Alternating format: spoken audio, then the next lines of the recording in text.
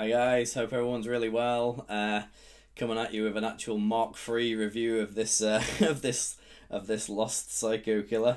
Uh, One of the guys, his username is UDig. Cheers, mate. Appreciate your help. He was actually tweaked one of my videos for me today and sorted the sound out, and yeah, it was really big improvement. So I've actually come into a different room and I've moved some things around. We've got a little bit better light in here, and I can get the microphone a bit closer, and I think I've got a better way of showing you the concaves hopefully as well, and I can edit a couple of the clips together. So yeah, sorry to be doing a Mark III, but hopefully it's meaning that the reviews are looking better for you guys. So yeah, here we go. The Lost Psycho Killer. As hopefully coming down in the little description box below. Ching! So I can do cheesy little titles and stuff now. Learning. So yeah, as we were discussing before, I have the Lost Quiver Killer. My Lost Quiver Killer is a 6'4", 21 and a quarter and 2 7/8, and the only bit that was custom about that was actually the thickness. Everything else is stock. And this is the Psycho Killer. Sorry, the Quiver Killer was 42.8 litres, I think it came out at. And this is the Psycho Killer, and we actually took the 6.3 file and widened it out a little bit and also increased the thickness. So we actually ended up with a custom board which is 6.3, 21 and a quarter, and that's 2 7/8 as well, and it's coming out of 41.75 litres. So yes, that's the difference between the two. The width got pushed out a bit on this, and Tommy got back to me and said, look, the nose and tail are going to be virtually the same. So, and I wanted to just drop a little bit of volume, so he did that for me, and Tommy is excellent at that, so thanks Tommy. Is excellent at all aspects of shaping and board building, to be honest. I've had some great boards out of Tommy so far, so if you're in New Zealand, go and hit Tommy up at Lost Surfboards New Zealand, which is the boardroom up in Gisborne.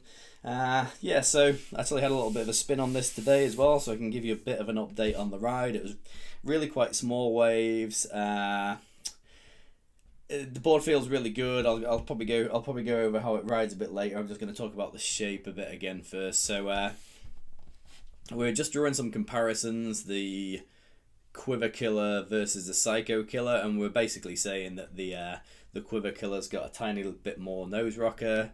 The Psycho Killer's possibly got a tiny bit more tail rocker, and this is both on both aspects. It's in the late kick, so the Quiver Killer's got a little bit more late kick in the nose, and I think this has got a little bit more late kick in the tail, but there's not a lot in it.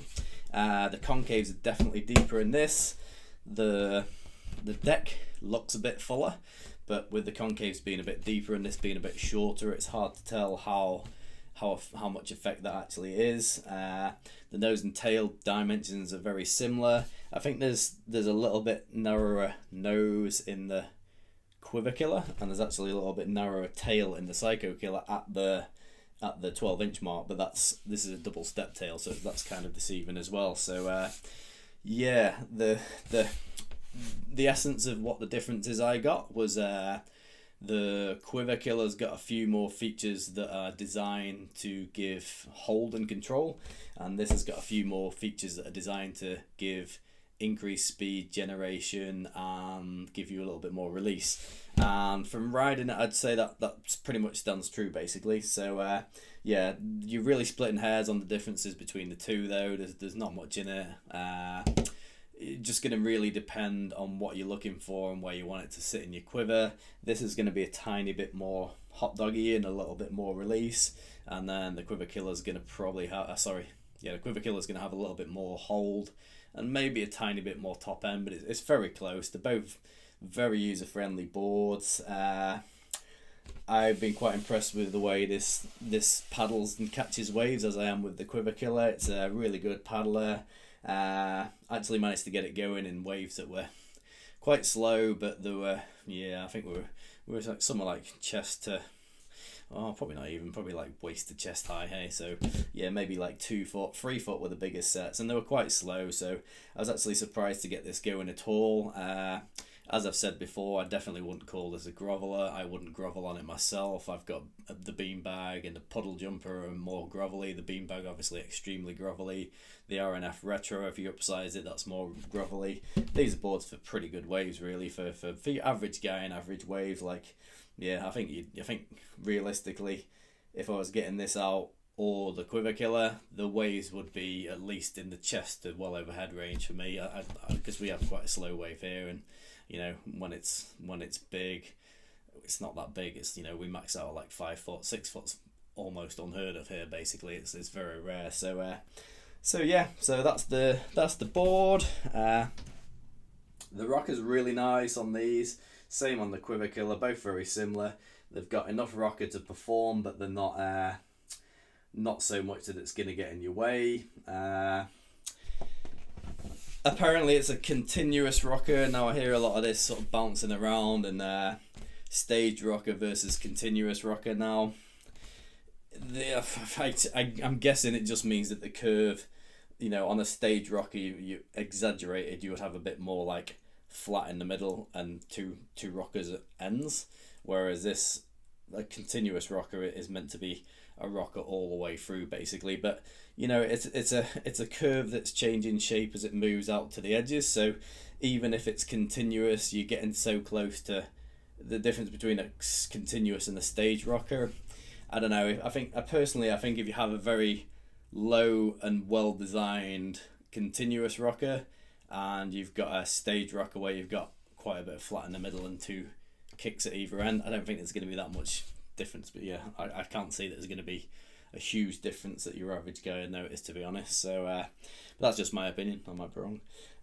So yep, as I say, rode this today, rode it as a quad, quite keen to give it a go as a thruster next time. Kind of keen to give it go as a 2+1 as well, because I know Noel Salas was really happy with it as a 2+1 in smaller waves. Found it paddle great. It was very easy to get in and get on waves. Quite responsive, probably a little bit more responsive than the Quiver Killer, but again, this is an inch shorter and a little bit less volume. My Quiver Killer paddle is great as well, and that's got a great hold. So again, I've got both, so I'm probably gonna save the Quiver Killer for the sort of slightly larger days and get used to this. But quite interesting, because it's like, you know, as you get into these ones, obviously they're a step up from a puddle jumper, and then compared with the puddle jumper HP, it's a bit narrower.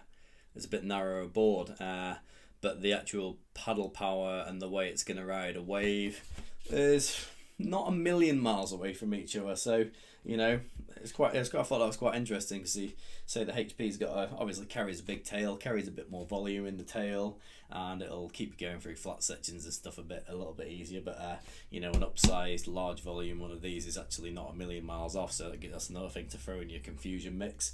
Yeah, that's pretty much about it. As I say, the concaves are quite deep. I'll just try and stop this and come around and show you the concave separately, and I'll cut that in.